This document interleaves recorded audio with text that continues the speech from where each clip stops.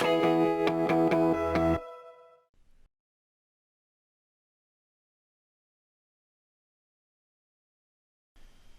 is one more type of general object we might want on a screen like this. In the component library, I have some alarm counts. Let's drag some of these out and see how we can view device summary alarms on the diagrams. I have several different components here that can display the different alarm states. As on the Alarms tab, I can view alarms that are currently active, alarms that have not yet been acknowledged, combinations of the two, or the total alarms viewable in the system. For each view, we also have an option with filters, which shows an example of how to filter the various alarms. We'll come back to that. For now, I'll drag out an active or unacknowledged view, as these are usually the most important alarms.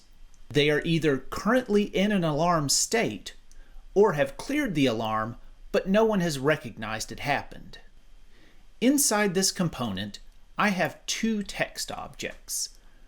The first is the counter's label. I'll change this to something more meaningful. You may also want to move the text around in this component, but I'll leave this as an exercise for you. The second text object contains the alarm binding, but I don't actually have to modify this. Instead, keeping my component selected, I'm going to come over to the binding tree and click on my device. You can see that this fills in the name property of the component. When I save the file, the binding engine will take this name and then apply the alarm binding later in the text object to that equipment. We'll see this much more in the advanced one-line section later.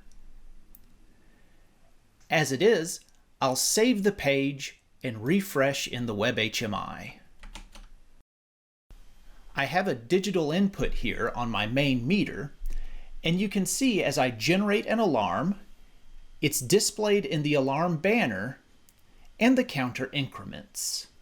When I reset the alarm, my banner also resets because it is only displaying active alarms, but my counter stays the same because I have not yet acknowledged the alarm.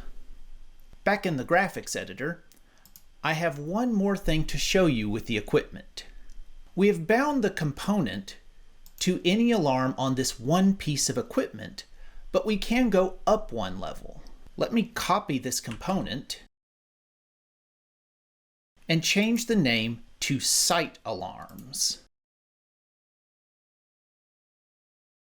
If I remove the equipment from the name and leave it blank, the component will bind instead to any matching alarm in the project. You can see this back in the WebHMI. I have one alarm in my utility main meter, but two alarms in the project. Next, let's add an alarm counter with a filter.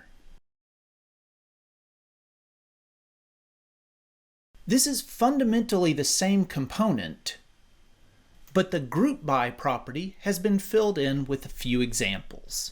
I can filter by only certain alarm priorities, high, medium, low, or event. I can filter out everything except communication failures, which is useful for monitoring your site's health. Finally, I can view alarms for only a certain date. Generally, I'll use these to only indicate high priority alarms, so let's do that.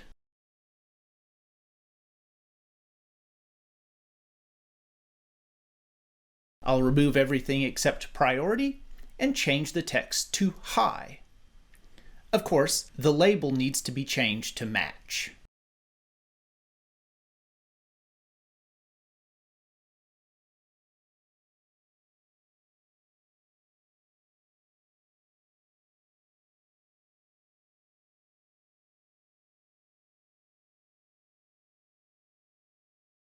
Now, I have disabled my meter, and you will see that one new alarm come in for my site high alarms, as the communications failure has a high priority.